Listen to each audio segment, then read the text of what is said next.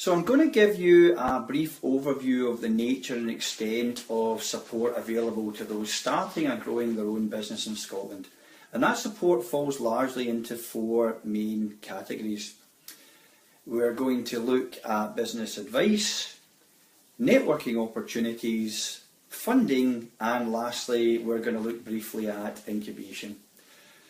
Now in Scotland, the environment in which providers of business support operate is often referred to as the enterprise network, and this is basically simply a diverse mix of private, public and third sector stakeholders with some interest in encouraging business start-up and growth. So if we look first at the area of business advice, then broadly speaking there are three main types of advisor within the enterprise network which the SME has access to. First, we have the expert consultant who focuses on solving specific problems and providing appropriate solutions based on their experience. An example of that could be a traditional lawyer or an accountant. Next, we have the hands-on advisor who's usually more specialised and adopts a consultancy approach whilst working within the business for a set and usually a fairly short period of time. An example of this would be a private sector IT consultant. And lastly, we have the facilitator or counsellor who is largely concerned with developing the client themselves and by extension the business as a whole. And they do this by teaching core business skills whilst encouraging and supporting entrepreneurial behaviour. And an example of this would be a business gateway startup advisor. So now let's look briefly at a few of the key players in the network and what they do. Firstly, we have to think about Business Gateway. Now, Business Gateway is the lead enterprise agency within Scotland, and this is a publicly funded service which contributes to the economic well-being of Scotland by providing access to free business support services. Each gateway operates on a regional basis and provides a range of support, including finance raising. However, it's important to understand that Business Gateway does not directly fund businesses itself, but rather helps the client to access funding from other parties, such as a local authority within their region. The Prince's Trust supports young people within the 18 to 30 age group to start up and grow in business. They provide essential funding in the form of low-interest loans up to a maximum of £7,000 and also some discretionary grants, and they provide mentoring support to all their clients, so they're a key player in the enterprise network. The Scottish Institute for Enterprise, or SIE, works nationally to promote and support enterprise and entrepreneurship in Scotland's higher education sector. And anyone starting a business whilst within a higher education is likely to encounter SIE at some point. They're not a funder themselves, but they can help to access funding. Young Enterprise Scotland offers a variety of training programmes and development opportunities to young people across Scotland. They do have limited funds that can help you access more, and they're particularly active within the college sector. So clearly there's a lot of support available to the SME. However, research suggests that new and emerging firms are often unaware of the range of assistance that exists. They're often reluctant to ask for help and advice and can be sceptical of the benefits of such assistance. Networking is extremely important in the context of business, and there are three forms of network which the SME can access.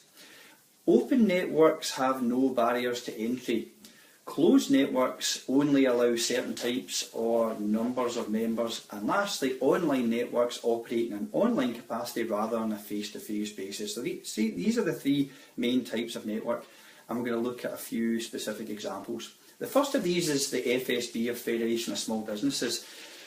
They are the UK's largest campaigning pressure group, and they promote and protect the interests of the self-employed and owners of small firms. They've been around since 1974, and they now have around 200,000 members across 33 regions, and they protect the interests of their members and they charge a fee for doing so. They're an open network. Another open network that's very popular is the Chamber of Commerce. This is a nationwide network of over 50 accredited chambers of commerce, servicing tens of thousands of business members across the UK. Again, it's an open network and members pay a fee to enjoy the benefits.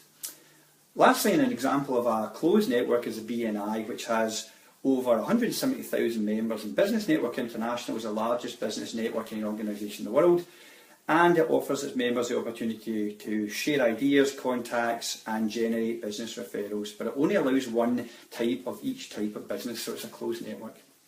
In all cases, however, it's really about providing opportunities to do business with like-minded people, so it's something to consider.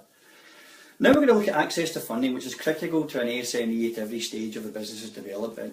And while there are a number of potential sources of funding within the network, there's no automatic entitlement to funding, and every funder is looking to ensure that a number of requirements can be met. First of these is the type of business project. The potential funder wants to make sure that the project or the business meets their eligibility criteria. They also need to ensure that the client can repay, so they'll look at their financial obligations, including any existing borrowing. And lastly, they'll look at the character of the applicant. Do they demonstrate a mix of positive attributes such as flexibility and their ability to take advice, trustworthiness, integrity, and a strong work ethic? The funding itself that's available falls into two categories: grants, which do not have to be repaid, and loans, which do need to be repaid. So lastly, we're going to talk briefly about incubation. An incubator is a dedicated premises provided to help firms become established and profitable. It's a service that helps to incubate or grow tenant firms. Incubators often represent a mix of public and private support, and there are three main types of incubator within the enterprise network. Embedded incubators are located within larger institutions, for example universities. Independent incubators cater only for their own specific firms. And lastly, there are specific purpose incubators which support only specific types of firms, such as technology companies. The benefits of incubation generally include things like access to convenient and reasonably priced tenancies, in-house business support, business advisory service of a specific nature, and opportunities to network and collaborate with other like-minded people. And a good example of effective incubation is eSpark, or Entrepreneurial Spark, which is the world's largest free business accelerator for early stage and growing ventures.